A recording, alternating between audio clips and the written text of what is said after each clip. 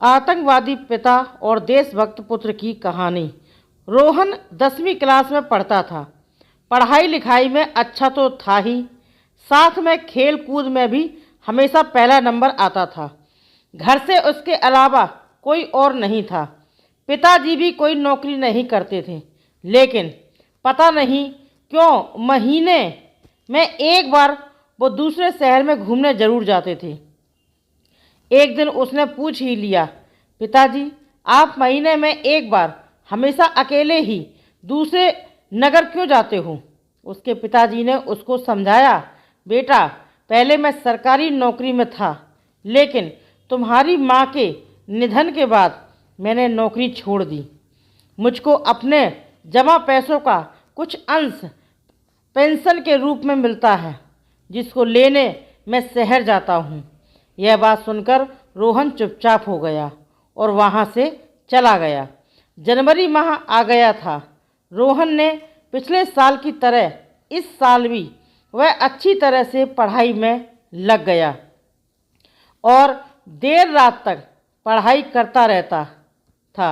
हर दिन की तरह वह अपने कमरे में बैठकर पढ़ रहा था कि अचानक एक सफ़ेद कार उसके घर के सामने आकर रुकी।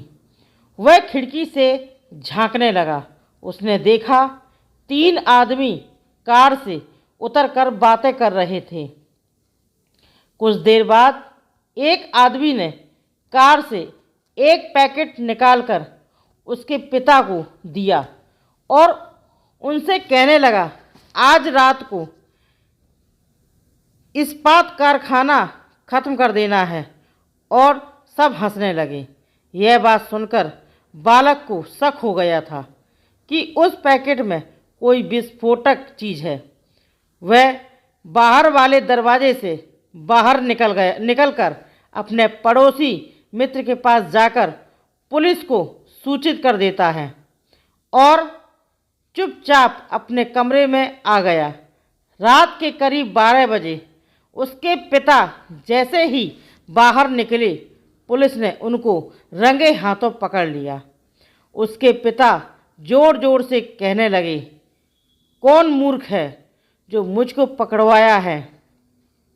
अपने पिता की आवाज़ सुनकर वह रोहन सीना तानकर उनके सामने आकर खड़ा हो गया।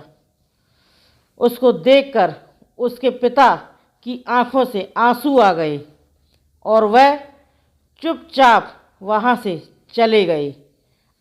अपने देश की सेवा कर वह बालक बहुत ही गर्व महसूस कर रहा था।